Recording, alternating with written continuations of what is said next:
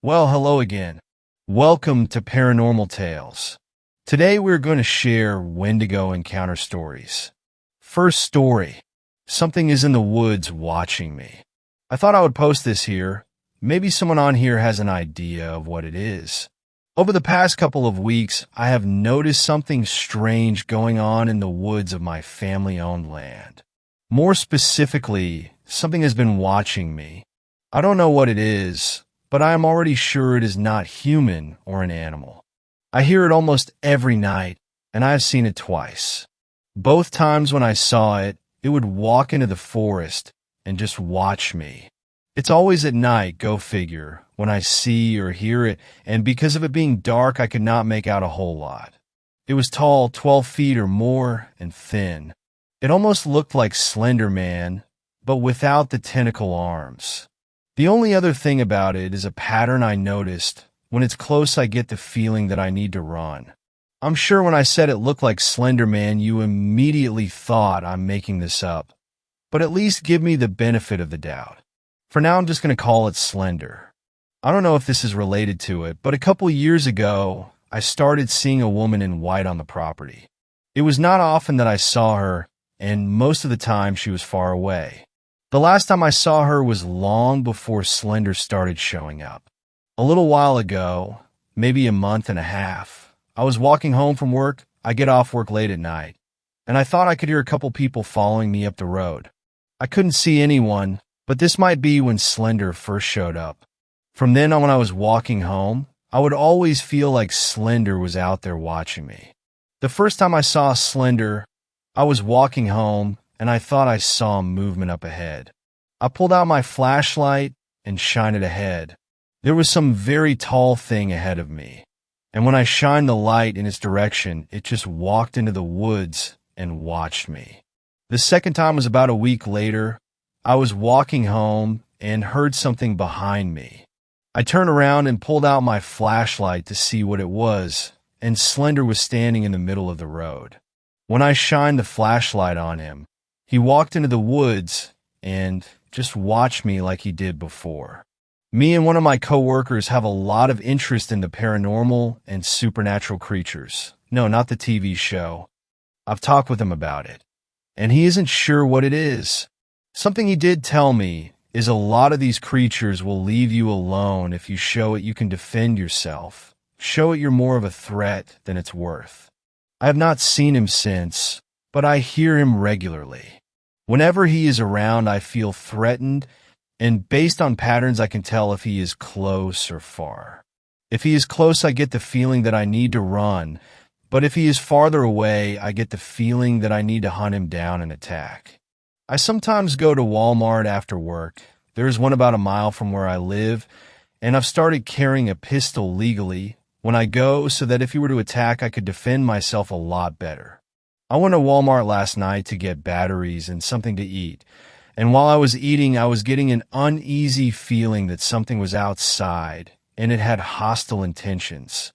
I kept the thought in mind and planned to go outside if I still felt that way. Some time passes, and I still feel a little uneasy, so I gear up to the point where you might assume I was preparing for a firefight. I was carrying an AR-15, Glock 19, a large fixed blade knife, and over 150 rounds of ammunition. If Slender wanted to fight, I was going to give it one. I kept two things in mind while I was outside. First, lead FMJ, full metal jacket.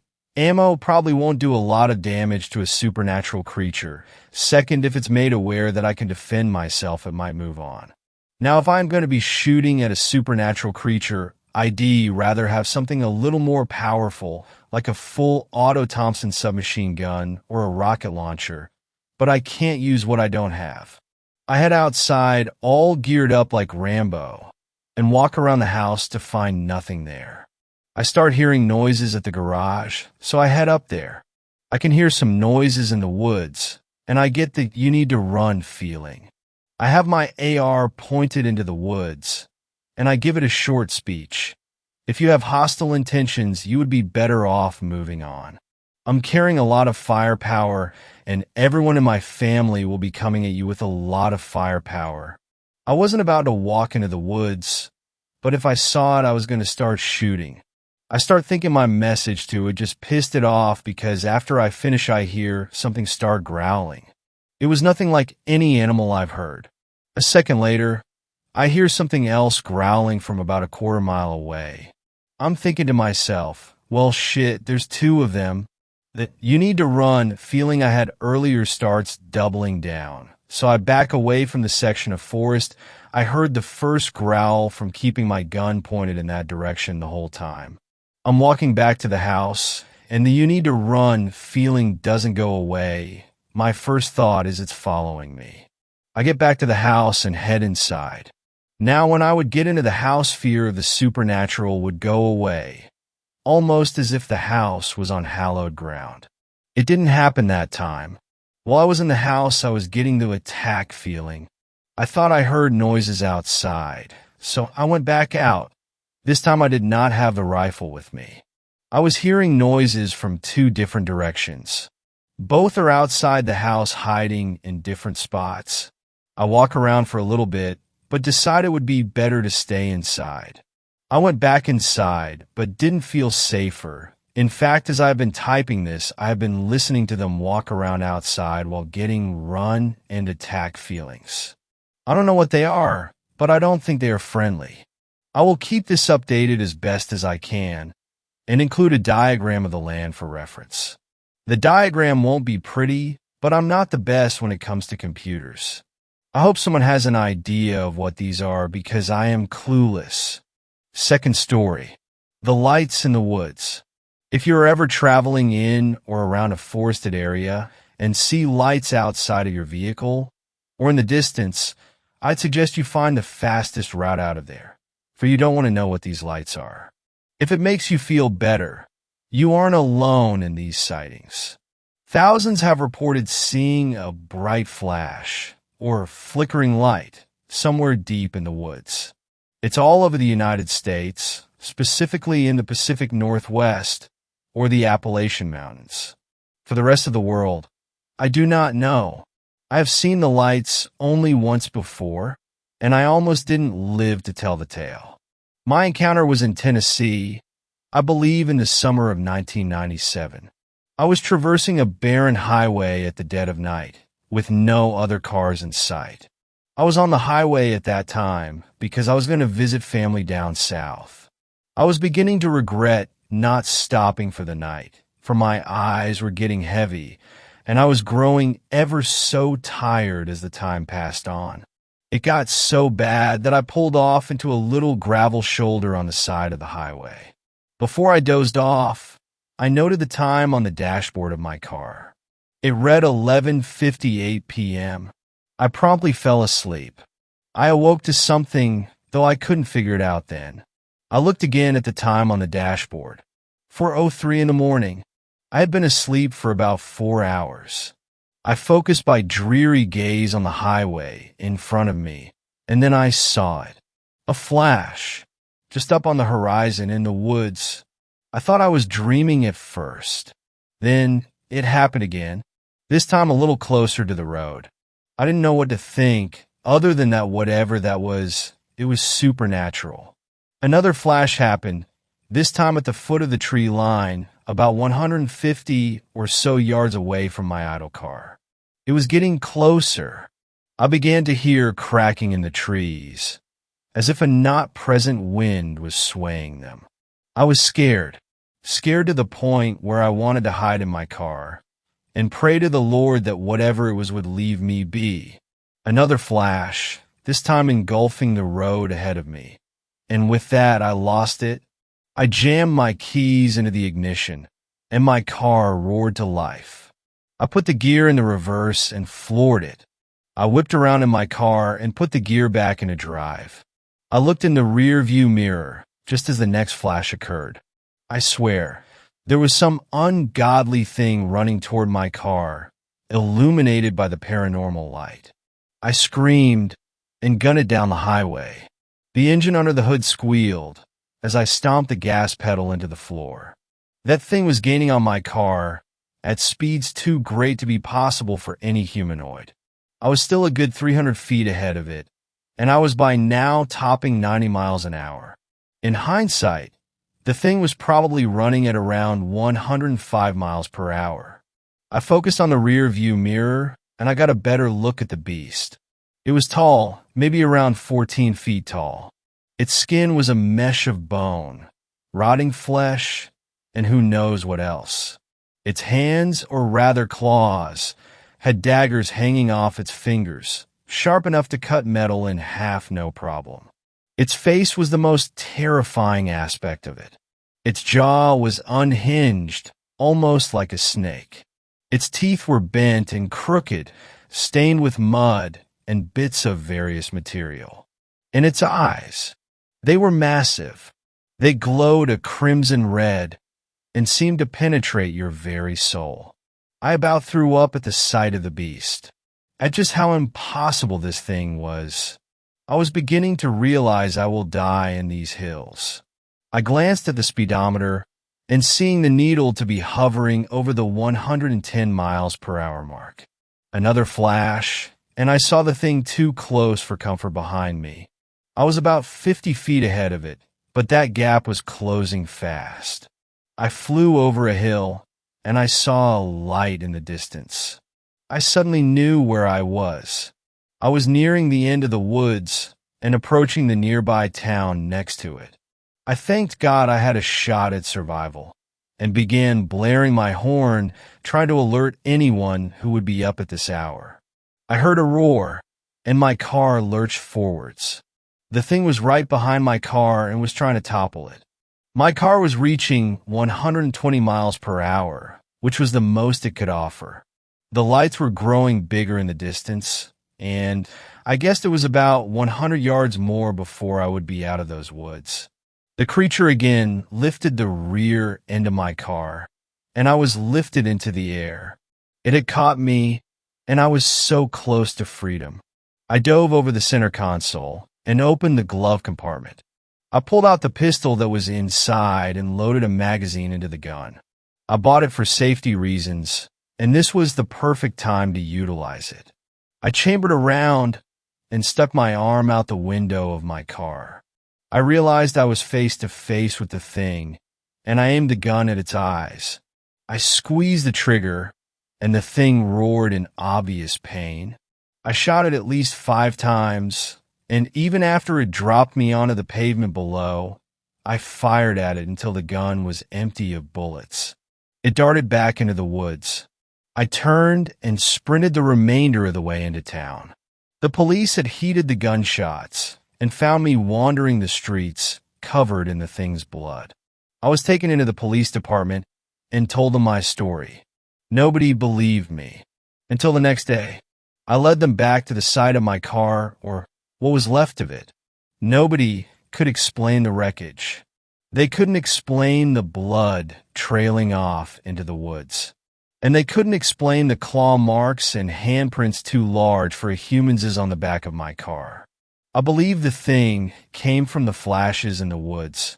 And if you ever see one, turn around and floor it back out of the woods before you end up like me. Third story. The Wendigo. You and a group of 4 of your friends are huddled around a tiny campfire, the bitter cold cutting through you like a knife. You can see your breath every time you exhale, and the cold air hurts your lungs each time you draw in a breath. Watching the fire dance, you can't help but remember the park ranger's last words to you, telling you that not to go up the mountain today, a storm was rolling in, but that if you did to be back before nightfall, or you'll be stuck up there until spring. You laughed it off and headed up the mountain, but thanks to the expert navigators, directions you and your group get off the beaten path and quickly become lost. Nightfall came just as quickly as the snow did, and everyone deciding to wait out the storm. Your group picks out a spot and start building a fire, hoping that help will come quickly. You realize the meager rations you brought for a weekend hiking trip will only last you until the end of the week if you are careful. The snow flurries in, the wind ripping through your coat.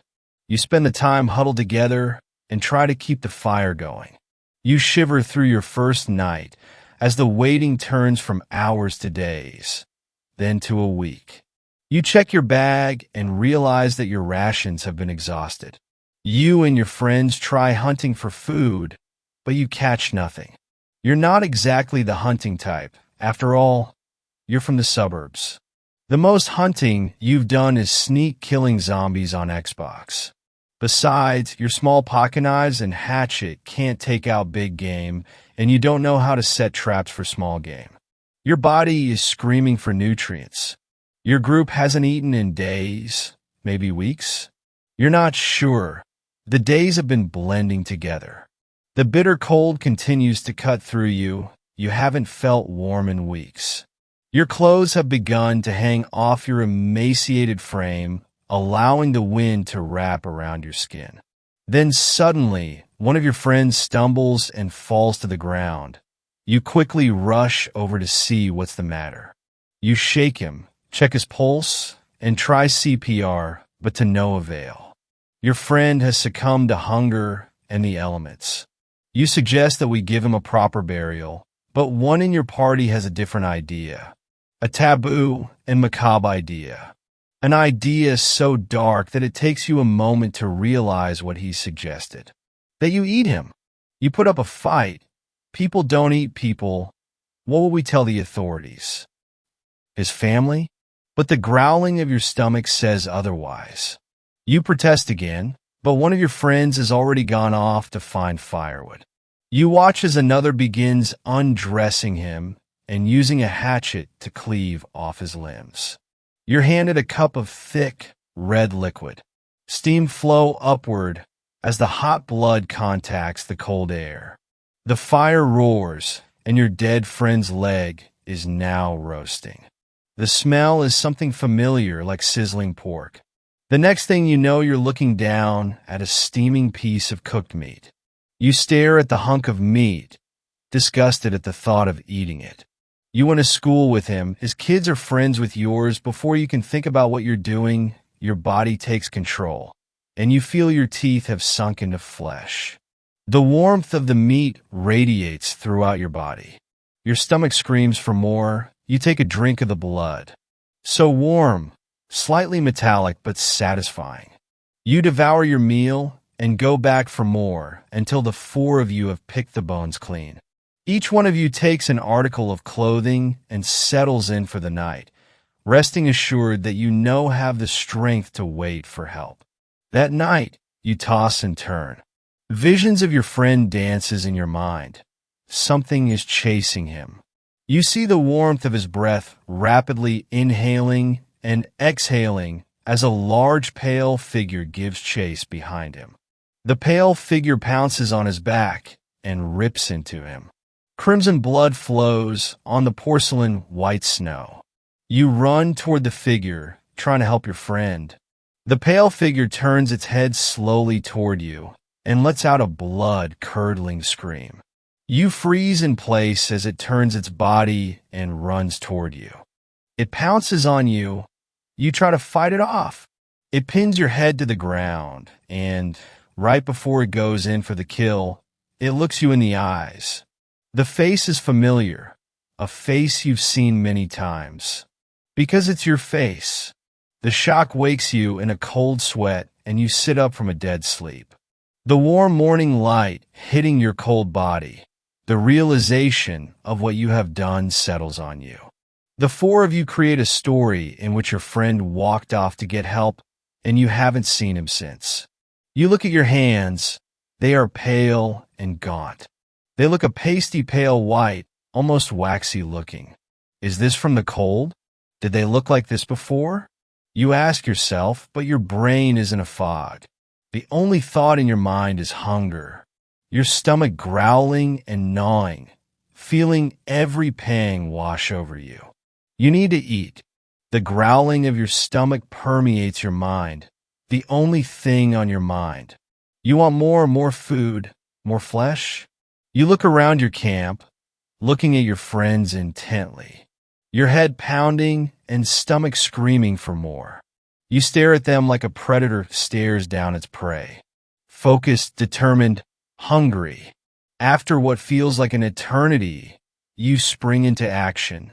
You grab a hatchet, lifting it over your head, and dropping it into the skull of your nearest friend.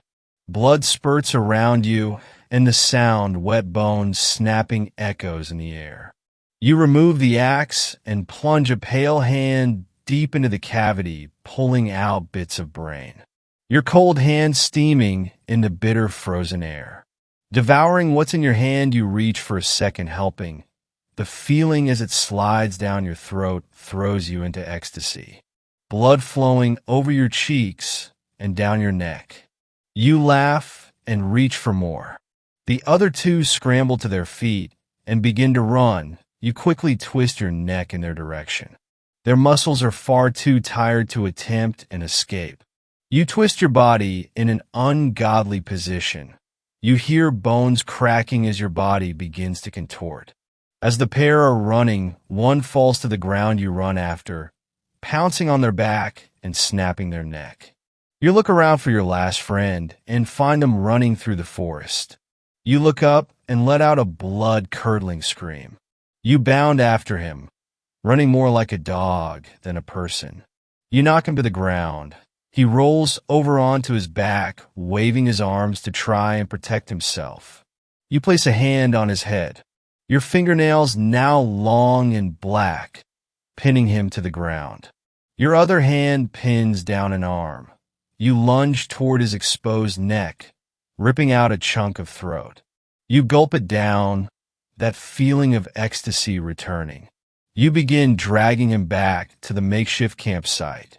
Months pass and the snow begins to melt. Spring has finally arrived. Ripping a chunk of meat from a deer carcass, your head snaps from side to side. You hear the familiar sounds of human voices. You slink out of your cave and take refuge in a large bush just off the hiking path. A couple have made their way up the mountain and stumbled upon your campsite. One of them notices something moving in the bushes. A woman nudges her husband. "Look, honey, a deer. I think it's a buck," as she points at the antlers. The woman brings her phone up to take a picture on her phone.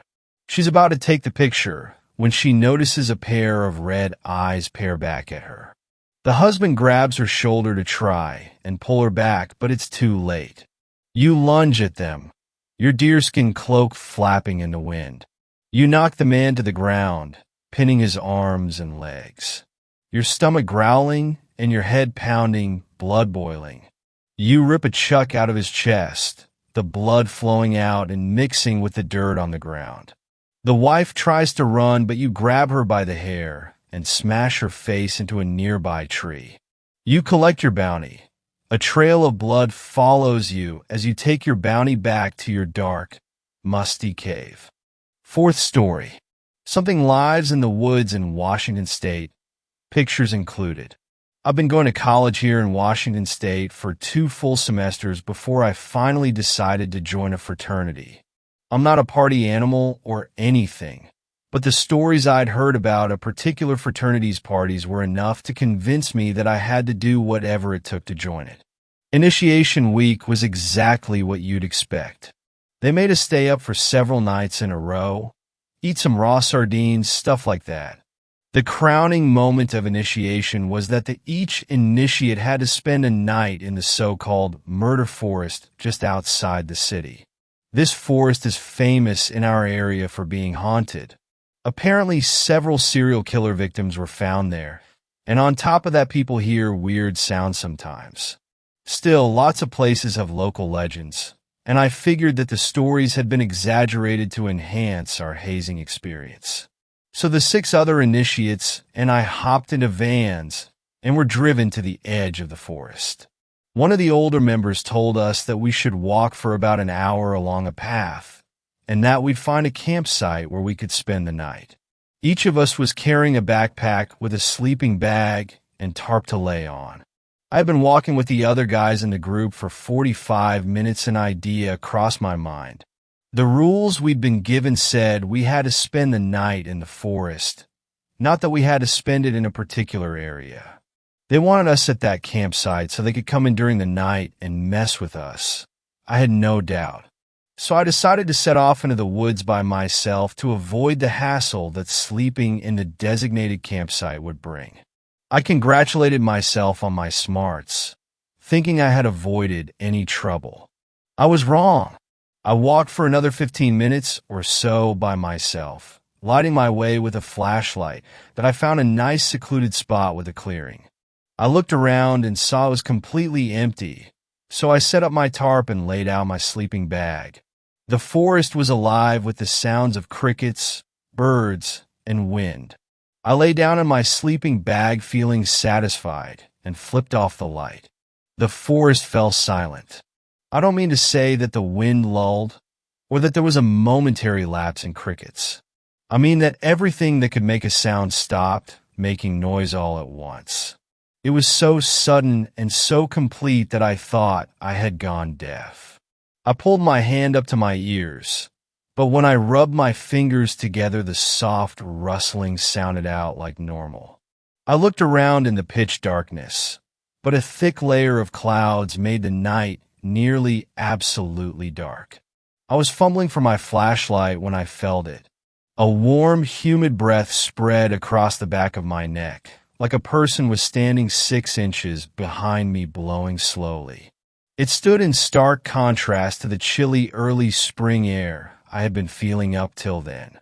My hand found the flashlight, and I spun it around, illuminating the clearing behind me, revealing nothing but grass and trees. The instant my light turned on, the sound returned to the forest, crickets and cicadas chirping away softly. I started to stand up to leave, but stopped myself. I had to have been psyching myself out. All the stories from the frat must have just been getting to my head. I couldn't explain the silence, but I resolved to stay the night. I laid back down with the light and finally turned it back off. I half expected the forest sound to go with it, but thankfully the crickets and wind stayed constant. I laid in the darkness for a while, trying to relax my heart rate enough to fall asleep. After what must have been half an hour, I finally drifted off. I don't know how much time passed, but I was woken up by a new sound. It was the sound of rhythmic, heavy breathing, occasionally broken up by mumbling. The sound was coming from in front of my sleeping bag and high above me, probably some 30 feet away. I pulled out my phone and opened the camera app. I took a picture with the flash to light up the clearing and saw a figure in the trees staring down at me. It was a woman wearing a long white dress. She had long black hair that covered her face. And her face, it looked like the skin had worn through in places. She was staring down at me. The image from the flash was burned into my mind. I kicked out of my sleeping bag and started running away through the forest in my bare feet. I couldn't hear motion behind me, but I didn't stop running until I reached the edge of the forest where I got cell service. I grilled the members of the fraternity after I got back, but they each swore that they had nothing to do with it. I had been right about them scaring the other members of the group, but they had just used air horns and guns with blanks to scare them while they slept. I guess it's possible that they were behind it all, but I can't see how they could have made the forest silent or breathed on the back of my neck when not even the other initiates knew where I was. And that woman was not something fraternity members could have created. Fifth story, the woods of Kentucky. I just got back from a camping trip on my family's land out in western Kentucky, and I will probably never go back after something stalked us for 2 nights and ultimately made us tear through the dense woods in a panic that cannot be understood until you have been hunted by something that you know is far beyond your comprehension. Something that ancient medicine men and old wives whisper about, throwing glances over aged shoulders to peer into the darkness while leaning forward into the protection of the light of the fire. There were 6 of us out this weekend. Myself and my wife, our super tactical friend Matt, our heavyweight tank of other man friend Sam, my not really a fan of the outdoors friend Jeremy, and his outdoor-loving girlfriend Chelsea. For some background, Matt and I are gun nuts, so we were both carrying pistols, even though there isn't really anything in the woods of Kentucky that we need them for. I also had my AR-15, and Matt brought his 10-22. We arrived at the property at 8 p.m., just as it became pitch black, so we had to make camp in the dark. Not a big deal, just throw on a headlamp and get to setting up camp, starting with the fire. The campsite was a cleared-out area with some trees on the edges, then it gets into the denser woods. Since we had our hammocks, my wife and I had to set up farther away from the fire, which was in the center of the clearing. It was unnerving to see the shadows of our friends, cast by the roaring fire, dance against the trees while we set up our hammocks. We set them up quickly, but due to the general creepiness of the situation, I didn't notice my wife occasionally pausing to look back into the woods and watching for the movement that she later told me she caught out of the corner of her eye. After setting up our camp, I realized that I had left my jacket back in my car, and Matt wanted to go check out a pond nearby. So we decided we would head out together and hit both the cars and the pond. I grabbed my AR, and Matt grabbed his 10-20 seconds to go play Mall Ninja in the woods on the way. We handed Sam a radio and made sure we were on the same frequency and headed out. Started out very tactical, but after we got a good distance into the woods, the cars and pond were both in a clearing through about 300 yards of woods. We both were getting a little nervous. I don't think we realized just how dark it was out there. We stopped bounding and covering each other from imagined Chinese paratroopers and started walking together, rifles down, making as little noise as possible. At first we didn't really know why, but then we stopped and listened. Nothing, absolutely no sounds, no wind, no bugs, nothing. We looked at each other, and even though we couldn't see each other's eyes, we knew what we were thinking. All the damn Inawoods threads on /K/ had prepared us for this moment. We knew what we had to do. I acted first, putting a palm on the back of Matt's neck and shoved him firmly, simply being able to articulate the word "go" under my breath. He pushed forward through the growth headlong, and I did my best to keep my hand on his back and ignore the thought in the back of my mind, slowly pushing its way forward and filling my chest with terror and rising into my throat. We broke out of the woods into the clearing and made it to the cars, breathing heavily.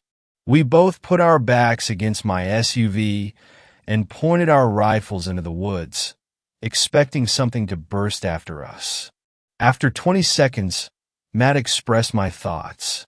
Something was running behind us, right? I stopped breathing when he said it because before I had attributed it to my imagination, but a third party now confirmed that something was chasing us and was now between us and the camp. I called Sam on the radio. "Sam, did anyone else leave camp to follow us?" "Nope, we are all here still." "Shit." I opened the car and reached in to grab my jacket and also got a flashlight while Matt continued staring at the woods, looking for the slightest sign of movement. I turned back around and turned the light on the woods. Nothing, blessed nothingness. But now we had to get back into the woods to get to camp. After 5 minutes to discussing it, we decided that it had just been our imagination, if only just to get the courage to re-enter those haunted woods. Flashlight in hand, I gripped my rifle and slogged in, Matt's hand firmly encouraging me firmly, with him watching behind us. The walk back was uneventful, but at the sight of the fire we hurried our pace even faster before re-entering the safety of the clearing. After we broke out of the woods, we broke formation and quietly agreed under our breath not to mention anything to the group. Silence, unfortunately, seemed to fail, as we were both uncharacteristically quiet. Not to mention that we had not had time to see the pond, and the group was curious about our radio call. So I told them what had happened. 3 chuckled and made fun of Fortune for making up ghost stories, but Chelsea listened intently.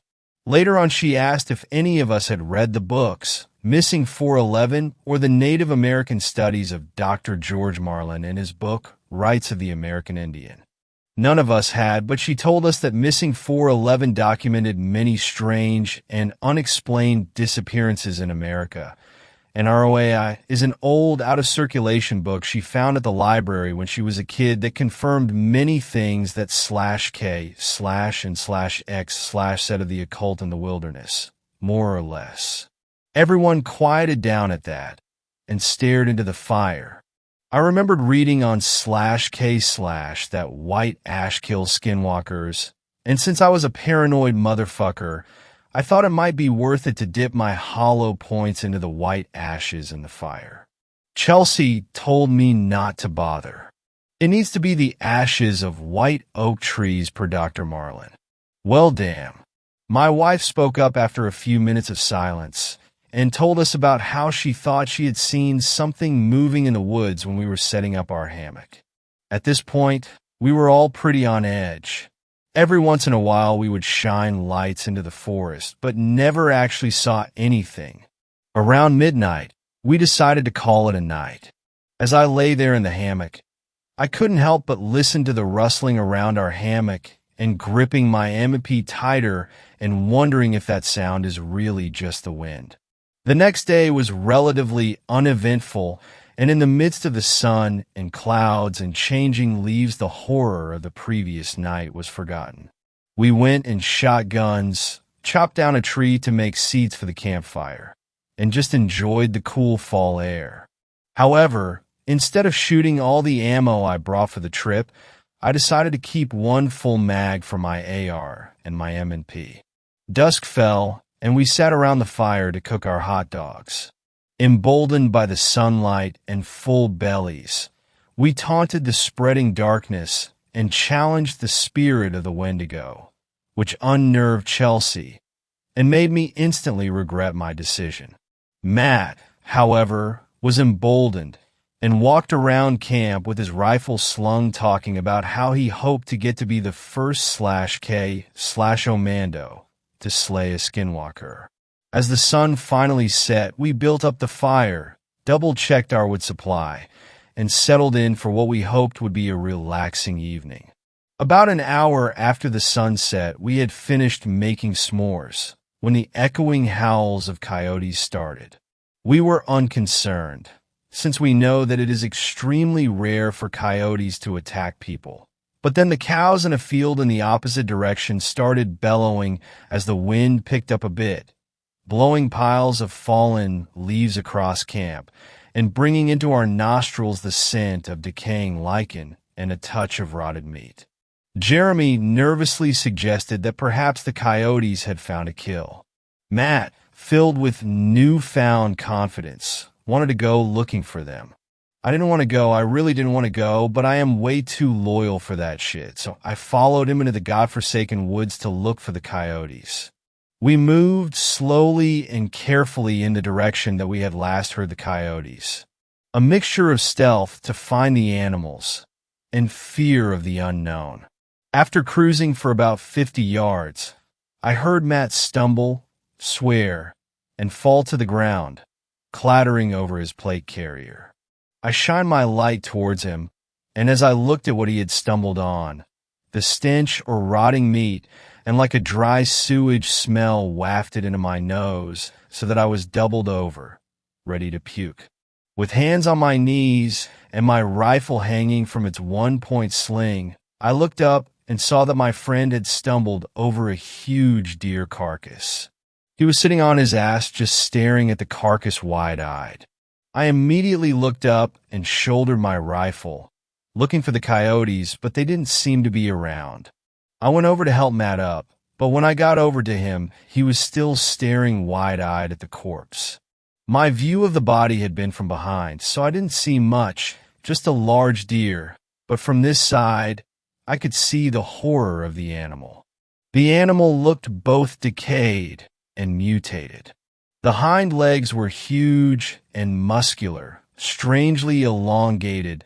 The chest and body were horribly mutilated, the intestines hanging out like its stomach had been pulled out. The head was the most decayed. I could see the skull in parts, and the eyelids had been torn off. The 12-pointed antlers had moss growing all over them.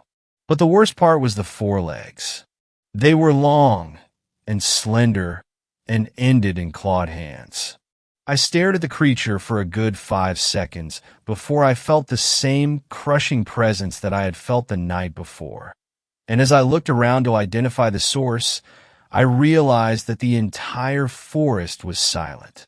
I have never felt fear like I did in that moment, and thankfully, fight or flight screamed at me to fly.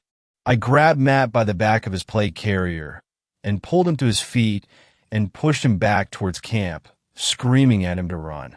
I looked back then, scanning around with my light. When it settled on the corpse, it was moving. I reacted purely out of fear, firing several rounds from my AR that I couldn't hear anything after that due to the deafening thunder from the rifle. I dropped my flashlight in the chaos, but the light from my muzzle showed me all I needed to see to grab my friends back at camp and rush them back to the cars. The first I remember, imprinted like a photograph in the corpse laying on its stomach, unlike on its side when we had found it. The second is the body resting on its forearms, the head rolling limply from the shoulders. And finally, the creature standing on its hind legs, using its clawed hands to stuff its innards back into its belly. The horrible eyes staring at me with a supernatural fire, burning. I was in tears from fear when we made it to the camp. I have no idea if any of my rounds connected. I don't know what I said or what was said by the rest of my friends when we made it into camp, but I got them out of camp and into the cars. We just drove and drove until we got to a nearby gas station, which was still open. I grabbed a Monster and drank it and tried to process what I had seen. There is only one thing it could have been. A true Wendigo. Sixth story. Never hunt alone. This story comes from close to a year ago. It was a cold, dark Pennsylvania night in Appalachia that still haunts me every time I peer into the woods. I live in northeast Pennsylvania. It's a mountainous region with many urban legends and stories of cryptids. But like many scary stories, I thought these were myths rather than fact, told only with the intent to scare you. But now I understand that these stories are told as a forewarning. It was sometime in November 2022. The day was slowly coming to an end as the sun slowly began setting behind the mountains. Me and my buddy, who I'll call M, were out in the woods getting packed up from hunting, trying to get out of the woods before the sun fully set. We were walking and talking, bullshitting the whole time, keeping an eye out for any buck we might be able to score before nightfall. When all of a sudden a doe runs out onto the trail, my buddy, thinking he's funny, charges towards the deer. But it doesn't run, it just turned its head and looked at us. Something was off about this doe, though. It had human-like eyes that peered right through me. We screamed and kicked, trying to startle it, and after a couple seconds, it finally walked off into the woods. We started walking again, brushing off the encounter as just a deer with brain damage. We were walking for quite a while, and the trail seemed longer walking out than in. It was almost like the trail had changed. Growing more and more impatient, me and P start walking quicker, trying to get back to the truck, when we stopped dead cold in our tracks. Out of nowhere, we heard what sounded to be a mountain lion scream, again and again, getting slightly closer each time. The silence in between each scream was louder than the scream itself. The crickets and wind has seeming vanished. But we had no reason to be scared, right? We had firearms. We would just shoot it. So with uneasy feelings, we start walking, trying to make the least amount of noise as possible, until we heard it again right next to us, but nowhere in sight. So we start booking it. I don't look back as the truck is in sight. I get to the truck, but P has the keys, so I turn around expecting him to be right behind me, but he was nowhere to be seen, except the same ominous deer we had seen minutes prior. My heart dropped as I was alone now, and this deer, this thing was just staring at me with that same empty human-like gaze. But thank God P had just ran off the trail and took the longer way back. We got in the truck confused and uneasy, as this was not a normal occurrence. When I told the story to a friend, he informed me of skinwalkers and the Wendigo. To this day, I still believe we had encountered a skinwalker. Seventh story. Mimicry in the woods. They say that imitation is the sincerest form of flattery. I sure as hell hope that isn't true with what I saw last year. I don't know what it was, and I don't want to find out, but I don't think I'll ever be able to forget it. Before I get ahead of myself, I should probably fill you in on what's going on. Above all things, make sure to read my warning at the end. It could save your life if you aren't careful. My family and I are hunters, always have been. It wasn't forced on us as children, just something that the family was always interested in. My dad got me hunting when I was around 14 years old, and I've tried to go several times a year since I started going. We aren't your stereotypical, let's go kill us some animals and be manly hunters, but more the type of hunters that do it to be outdoors almost as much as it is about getting an animal. We butcher it all ourselves too, always using as much as possible out of the animal. My father had been looking for years to get some hunting land to call his own. Hell, he'd even started looking for land to buy before I could even hunt. He finally found an old home about 3 years ago with over 30 acres in southern Ohio, only 2 hours south from my parents' house. He got it for a steal, good land for hunting, and a house that'll probably fall in soon, but it works well enough for now.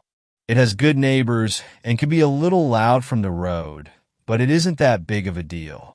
I had decided to take a bunch of my buddies down there for a nice weekend away from town, and I thought I would get a decent couple of days of hunting in.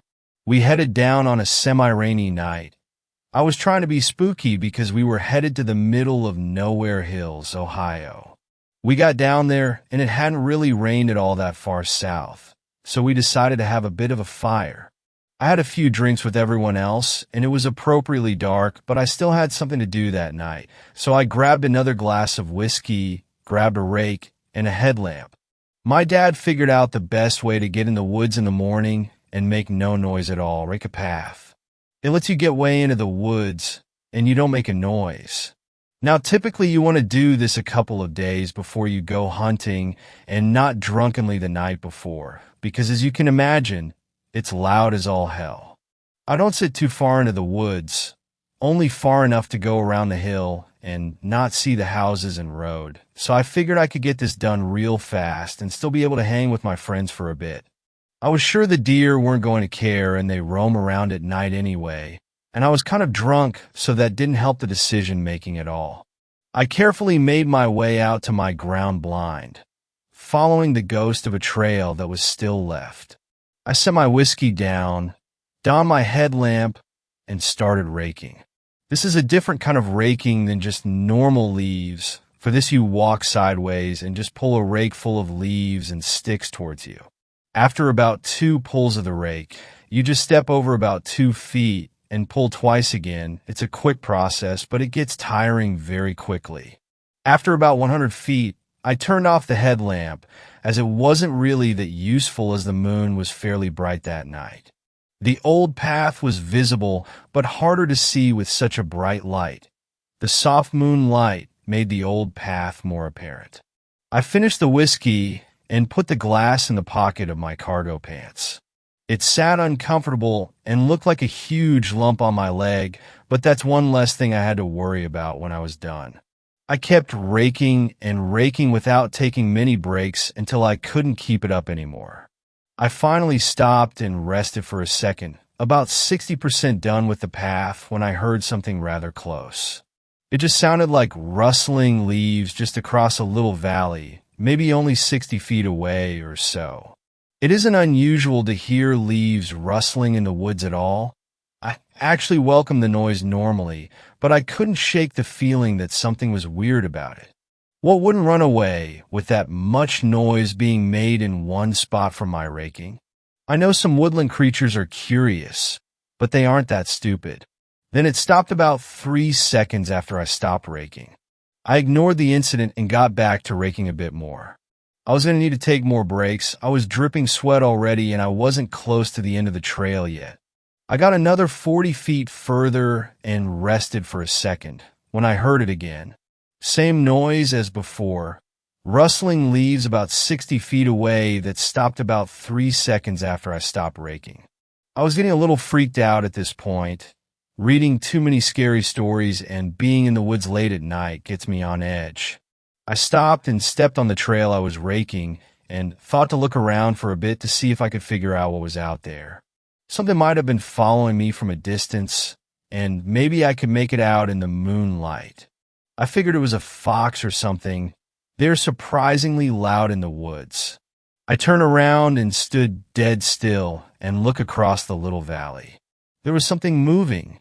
My heart started pounding, and I had to grab onto the tree that was next to me. It was a tall figure, standing maybe 7 feet high, with long arms and long legs. I couldn't tell anything but his shape from the moonlight, and the fact that he stopped moving about 3 seconds after I stopped moving didn't help me see it. The figure was standing next to a tree, just as still as me, and not moving. I stood there for maybe 2 minutes, and then just figured I was making it up. My brain likes to play tricks on me when I'm a little freaked out, and I couldn't see anything in that direction anymore. I just took a deep breath and turned my back on that part of the woods and went back to raking. I went at raking with a new fervor, like a madman. I really didn't think there was anything really there following me, but I couldn't shake the feeling. I imagine things so strongly sometimes that I swear I can almost see or hear them. And with a couple of shots of whiskey in my system, who the hell knows what happens? I just kept raking, more raking and raking, but I was so tired at that time that I really didn't know how slow I was going. I was getting closer to the house and could faintly hear the fire crackling and people talking, and that calmed me greatly until I realized that I could hear the loud rustling in the leaves at the same 60-foot distance, but still right across from me. It was following me. I could only get a few more rakefuls in before my nerves just couldn't keep it up. I heard a loud rustle, then the same rough rakefuls, and it stopped as well. I couldn't move from fear, frozen solid in my stance. I couldn't yell out to my friends if I wanted to. I tried. I took 4 steps onto the trail I was working on, tried to call out, and all I could muster was a weird grumble and mumble. I was in a bad spot and couldn't do anything. Then I heard 4 distinct footsteps and some grumbles in the same direction. All of a sudden, I had a revelation. Echoes. It was just echoes in the trees. It had happened before, and I was sure it was happening again. It was always at the same time frame, and I was in a valley. I had just made up the tall figure in the distance. My mind had just put the fictitious figure in the area where the echo had been coming from in my perspective. I sighed in a huge breath of relief and tried to calm down. I had been so worked up over nothing, just a noise in the woods from echoes. I decided to really calm myself down by proving it was echoes. All I had to do was toss a rock down to the bottom of the valley and count the bounces. Easy enough. There will be the same number of bounces after a couple of seconds, and then I could finally finish this path and get to relaxing. There aren't many rocks in this part of Ohio, but there was a couple around me, so they would suffice. I tossed it and counted 3 major bounces before it rolled to a stop. I stood there and waited until I finally heard a rock bouncing on leaves.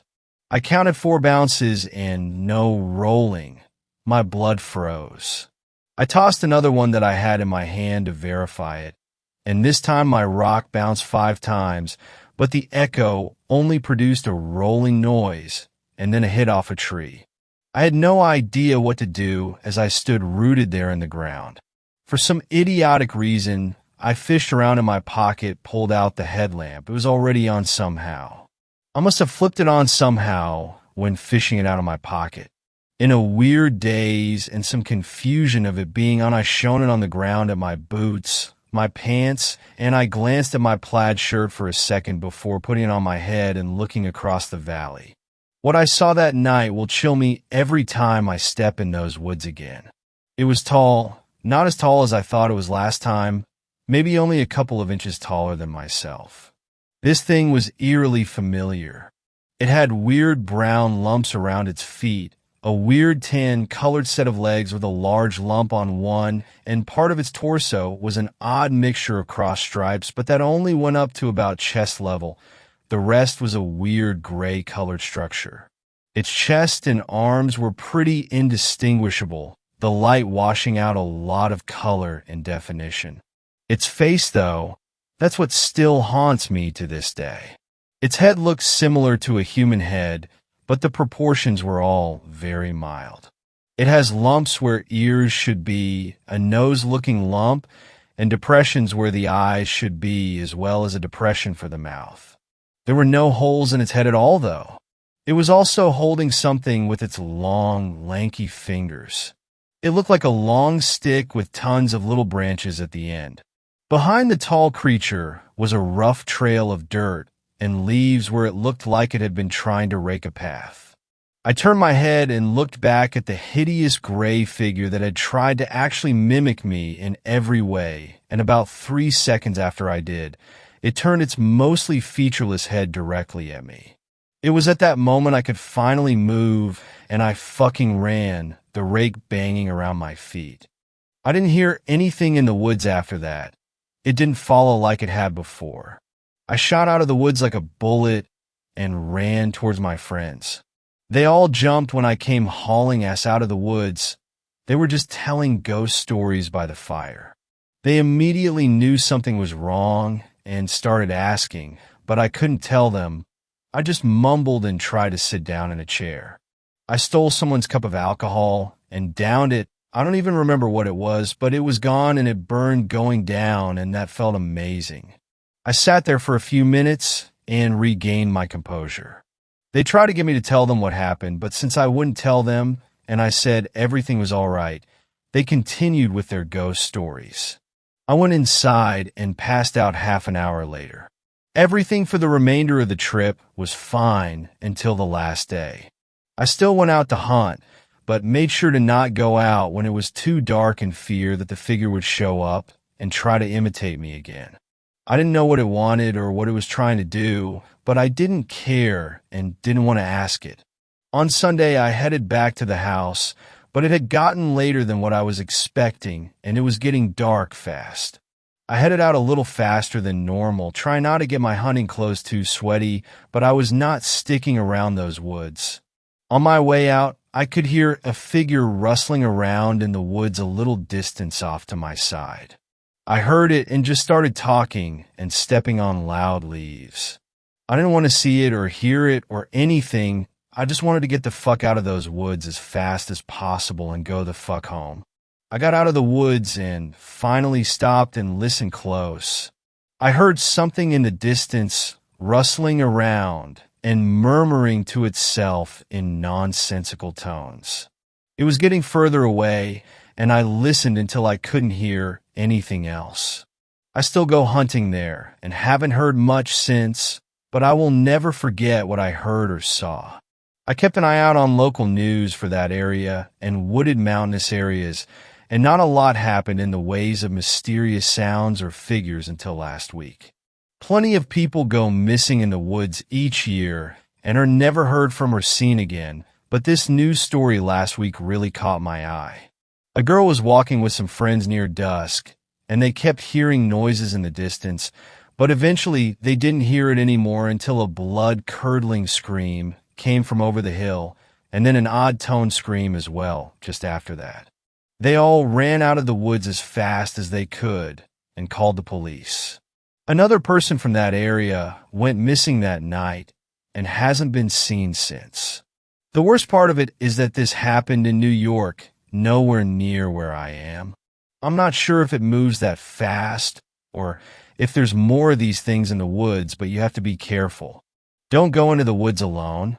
Don't do it near or at dark. And if you hear a noise in the distance that seems to be following you for any period of time, run.